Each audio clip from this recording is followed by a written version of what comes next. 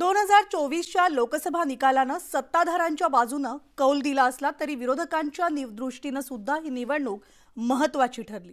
कारण या निवडणुकीमध्ये भाजपच्या जागा घटतानाच काँग्रेसच्या जागांमध्ये सुद्धा मोठी वाढ झाली आहे आणि त्यामुळे 99 जागांवर पोहोचलेल्या काँग्रेसकडे लोकसभेचं विरोधी पक्षनेतेपद जाणार आहे।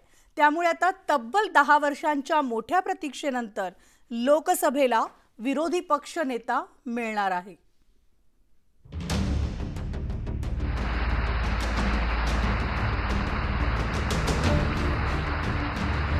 भाजपनं एनडीएतील घटक पक्षांच्या मदतीनं सत्तेला गवसणी घातली असली तरी मोदींचा एक हाती सत्तेचा रथ रोखण्यात अखेर इंडिया आघाडीला यश आलंय। यात महत्त्वाची भूमिका निभावणाऱ्या राहुल गांधींनाही आता लोकसभेत महत्त्वाची जबाबदारी मिळण्याची शक्यता आहे।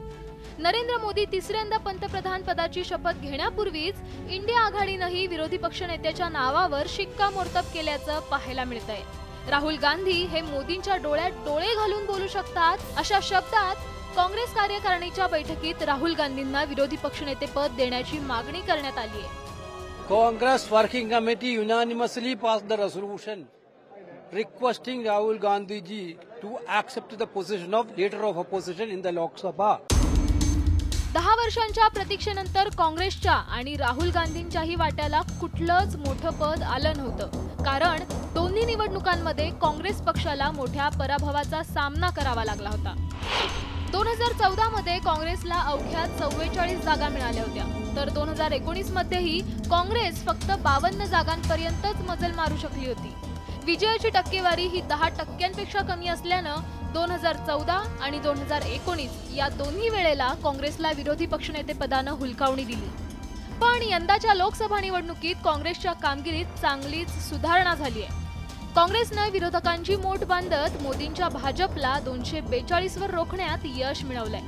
मागील जवळपास 5 वर्ष राहुल गांधींनी केलेल्या संघर्षाचं हे फलित असल्याची भावना काँग्रेस कार्यकर्त्यांमध्ये आहे।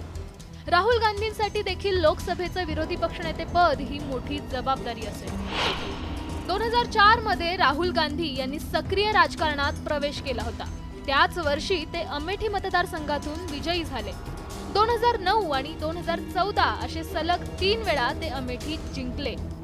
त्यानंतर 2013 मध्ये राहुल गांधी काँग्रेस उपाध्यक्ष बनले। 2017 मध्ये राहुल गांधी काँग्रेसचे पक्षाध्यक्ष बनले होते, पण 2019च्या खराब कामगिरीनंतर त्यांनी अध्यक्षपद सोडलं।